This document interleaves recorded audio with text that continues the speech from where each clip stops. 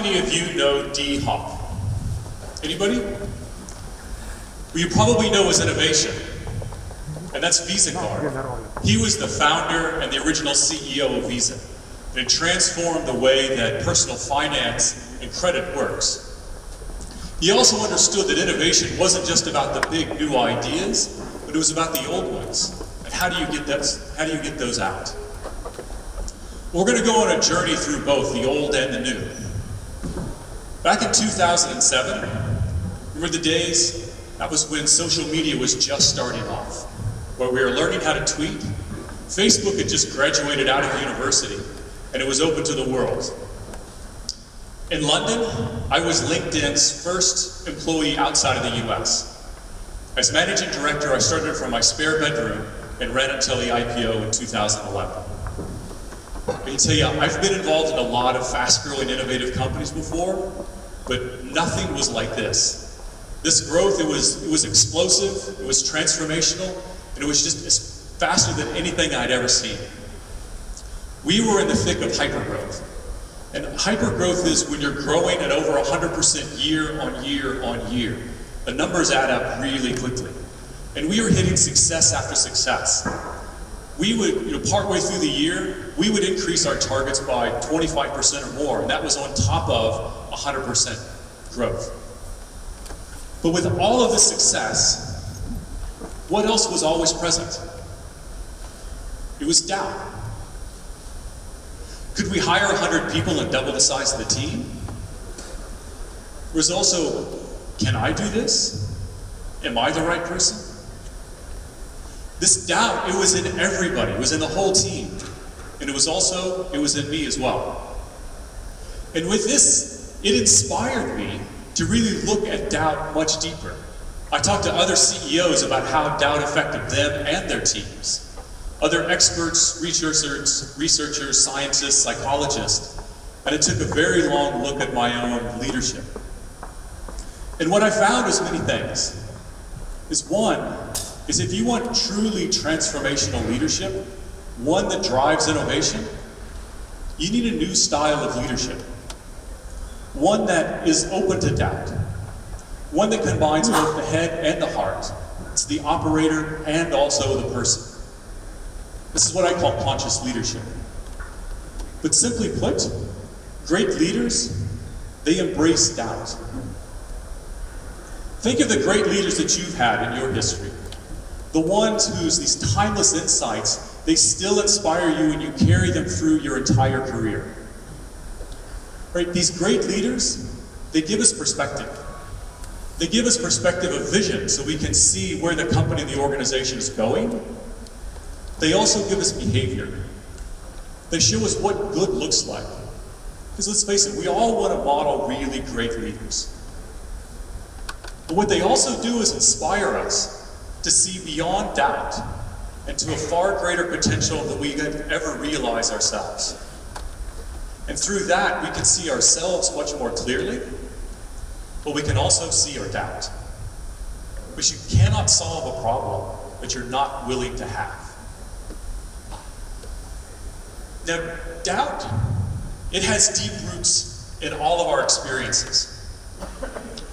When I was 8 years old, the teachers, they discovered I couldn't read. And in the early 1970s in the state of Kansas, that meant a direct path right into special education. And special education is where those special kids go. You know, the ones with learning disabilities and the ones that just really aren't that smart. And so for me, it wasn't just the label of dyslexia. It was the other labels that the kids and teachers provided as well. It was stupid, dumb, retard. And with that, school quickly became this, it was really this lesson in stupidity and failure. But years later, in class, I knew the answers to the questions. And do you think I spoke up? Not a chance. I didn't want to prove to them that I was really stupid. See, our doubt, it hides our greatness from ourselves and from others. You may experience doubt as well, right? Doubting whether you belong at an innovative conference. There's a lot of really smart people here. You may doubt if you can ask your boss for a raise or a promotion, or to say, you know what, I can take on more responsibility. Give me a chance. As leaders, we must understand doubt much better. There's society and cultural doubt. What is the attitude to failure? If you try something new and it doesn't work out, what's the stigma that's attached to you? There's tactical doubt. Moving something from point A to point B. Can we hire 100 people and double the size of the team?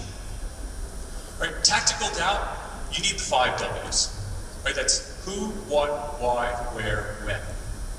As operators, we've got that one nailed. We know how to do that. Self-doubt, that requires the heart, or tactical doubt, it's all in your head.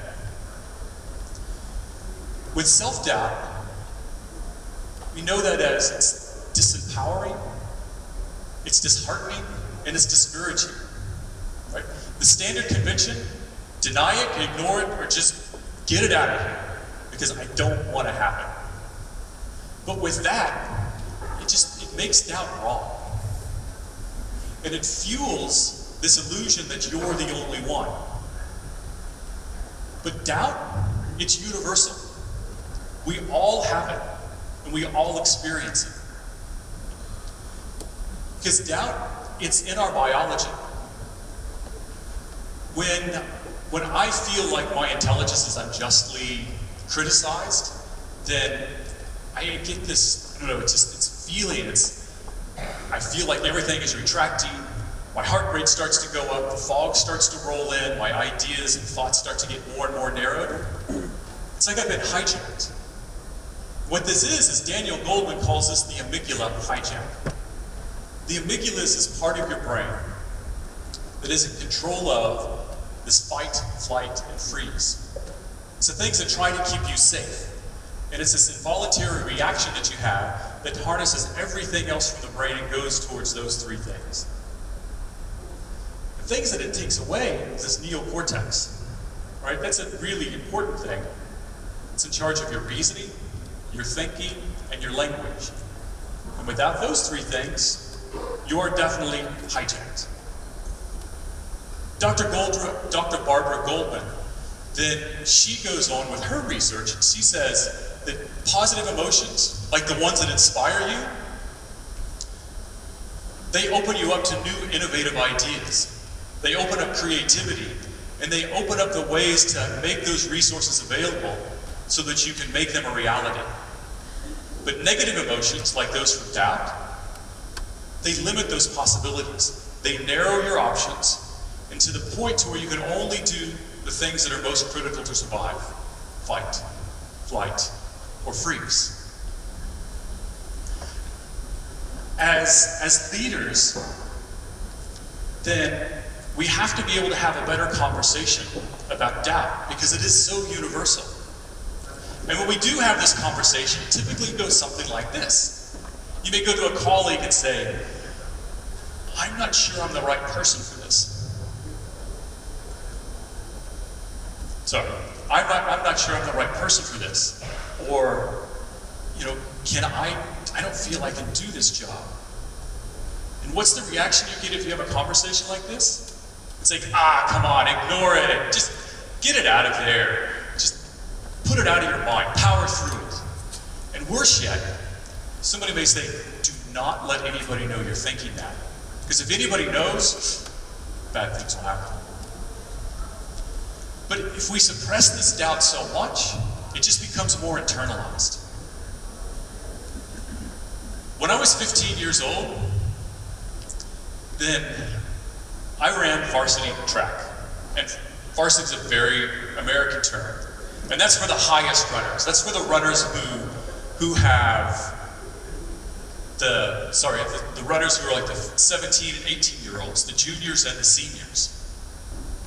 But in the first race of the first season, then I found myself in the 400 meters, the finals of the 400 meters, and I'd run my personal best to make it there. And as I'm down in the blocks, I'm really focused. And as the gun goes off, I start running, and I'm just running as fast as I can. And with 100 meters left, I see Mark. He's a senior from my school. he's going to break the school record this year. Well, I trained with him, and I know he's got a really strong sprint to the finish. And I said, coming up, I know all I have to do is finish not too far behind, and as I cross the finish line, I look at the clock, and it's another personal best. This is 2 personal bests in the same day, and I run to the infield to meet Coach Simmons.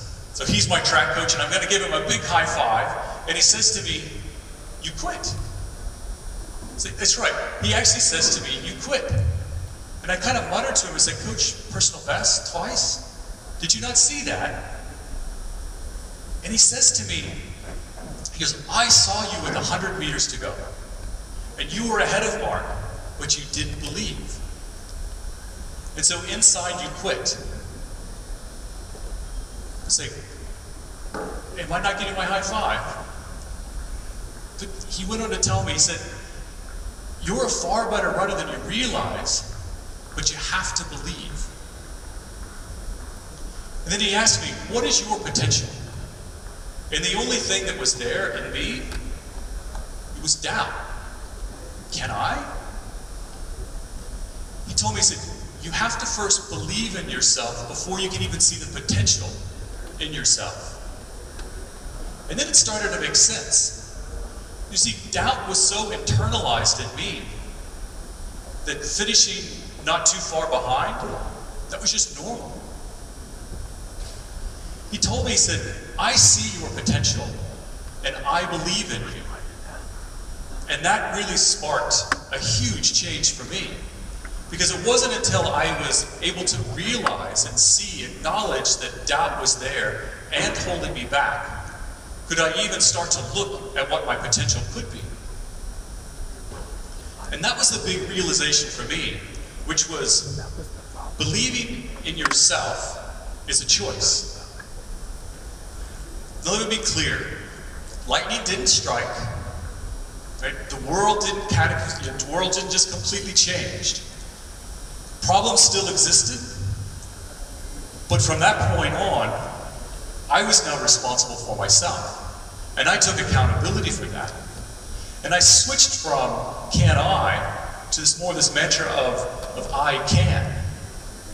And through a series of small wins, one after the other, falling down, stumbling, getting back up, and then just reapplying this conviction of I can, that's truly led me to where I am today. And as I reflected on that personal insight, it gave me this leadership insight as well. And that is that, I'm having some problems here. You go to the next one. And that was that doubt is also a leadership opportunity. And I see it's a leadership opportunity if you speak up and call it out. Because my personal best was not my potential. That was just the limit of what I could see. It took a great leader like Coach Simmons to show me that I was limited by my own doubt. You as leaders, this is your opportunity as well. You go back, well, they'll figure it out. So this is your opportunity as well as a leader to be able to find out what is taking place. Because you have the opportunity to see them individually day in and day out and can find out and say, this is the doubt, and show it back to them. Now it's also, they say doubt is also a sign of your own growth. Because we all know from our biology, growth and innovation, that's a step into the unknown. And our biology, it has this reaction, stay in the same place, stay safe. See, if you switch your perspective from growth or from doubt as a sign of weakness to an opportunity, it's a sign of your own growth, then you can actually start to break through this and lead through a culture of innovation. Now with that insight, you can start to have more of a conversation about doubt. And then you can start to also understand how is it that you step forward, and then you can see this is how I can use doubt much more clearly. Not just within your team, but also within yourself as well. Now when you see these, how do you actually see these signs? Well, first thing, as a leader, you can look for fight, flight, or freeze.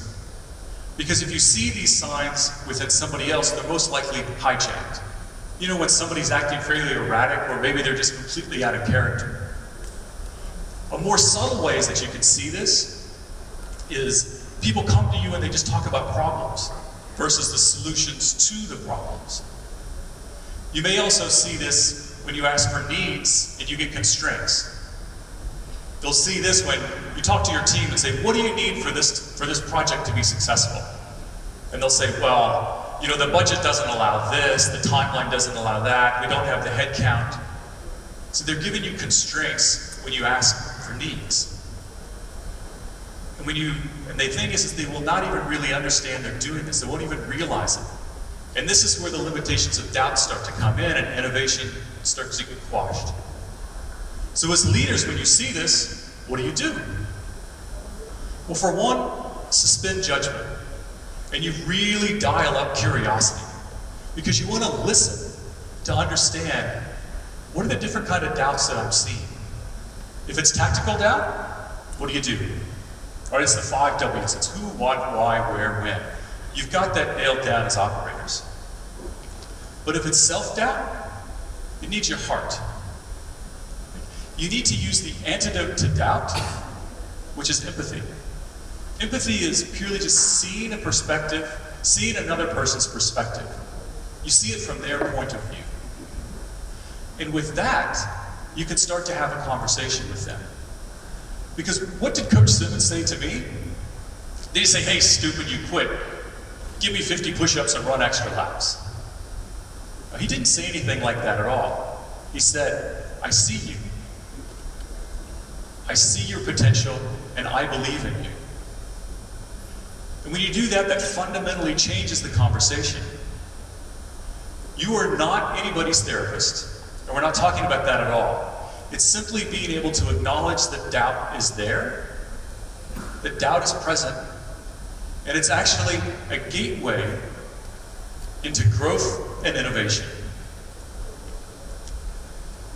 When you do this, then results and accountability go up. Because people can see themselves much more clearly, and they want to hold themselves more accountable.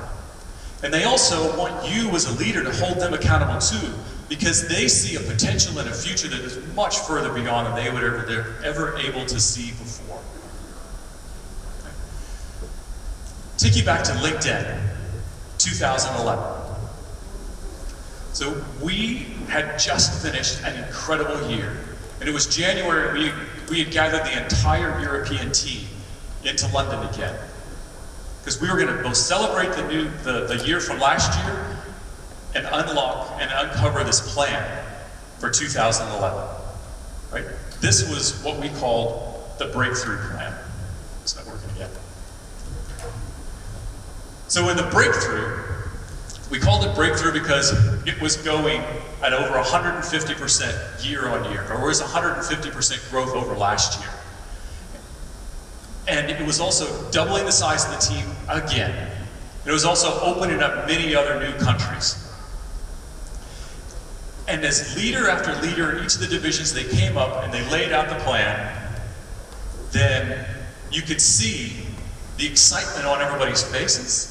And it was also this terror of, like, we just got through last year and we're going to do this. And on top of that, there was this rumor that the IPO was just coming around, so the stakes were even higher, because you don't want to miss any numbers when you're going up to an IPO. And so as I took the stage at the end, then I talked to him about, look at this, you've seen what you've done last year, I know you guys can do this. You know, the plan last year looked really hard and we achieved that. We've built up the plan in this way, and it was all this really logical build-up. But I could see there was this doubt, and there was these questions. And I knew that they needed more. And so I started talking to them about believing. And I talked to them about my own history of doubt. And it came more naturally about Coach Simmons. 400 meters. Personal best. And you quit. And then there was the question, the doubt, can I? And then that conviction of I can. And with them, I talked to them about doubt is natural. You can go through doubt and you can achieve. And with that, I talked to him about how Coach Simmons helped me through that season and with the next races. And when there was doubt, then he switched that to this mantra of I can. And with this mantra of I can, I took to the track again, this time just to find my potential. Mark took the track, and he was going to break the school record that year, that meet. And as I got into the blocks again, I was focused. It was I can, I can, I can. And when the gun went off, I ran as well, as fast as I could. And when Mark crossed the finish line, a new record stood. But it was my record. This dyslexic kid with this history of failure had set the school record. It was beyond any dream that I had and beyond any doubt. And as I told this to the team, the mood fundamentally shifted. And it wasn't just the winning and the achievement, but they saw that they could doubt and they could achieve. The collaboration, it went up. The innovation went up. We had problems, we solved them, because people knew that they could embrace doubt and they could see that there was a far greater potential. I told them that 2011, this could be your personal breakthrough year where you can just run. You can go to find what is your potential. As leaders, you know that self-doubt, it is universal. If you can embrace self-doubt and acknowledge that, you can unlock phenomenal potential. You can help people go beyond doubt and see something and see ideas and innovations that they have never been able to see before. And so my challenge for each one of you today is how can you step up and see what is the potential that you can unlock? Because doubt is absolutely a leadership opportunity, and the opportunity to innovate is yours today. Thank you very much.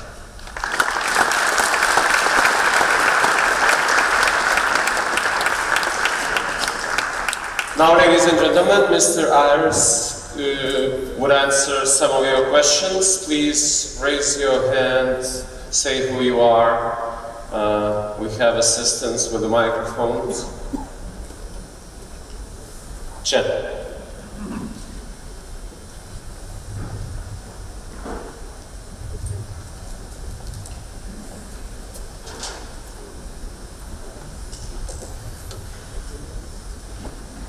Thanks for a very nice presentation, Kevin.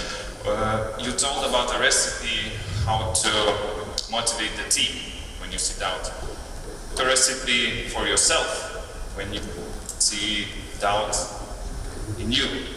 How do you motivate yourself then? Good one.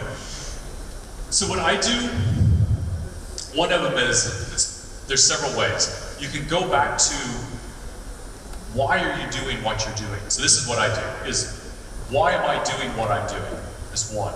I also look at, can I go back to a place that's been really inspiring for me?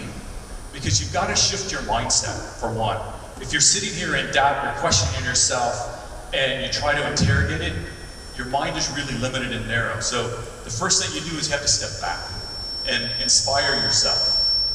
So you can do that on why and what's your purpose, or go back to something else that's been innovative and an idea that's happened and how to shift your mindset.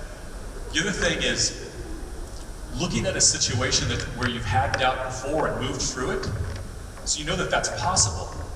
And then the biggest piece is really just shifting your mindset and then taking a new perspective on it. Talking to a coach, is another way to do that. And then just figuring out, how do I bounce ideas off of somebody else so I can get a different perspective? Because fundamentally, if you're locked in, then you're not going to really be able to solve anything. So first thing is change your perspective and then come at it at a new angle.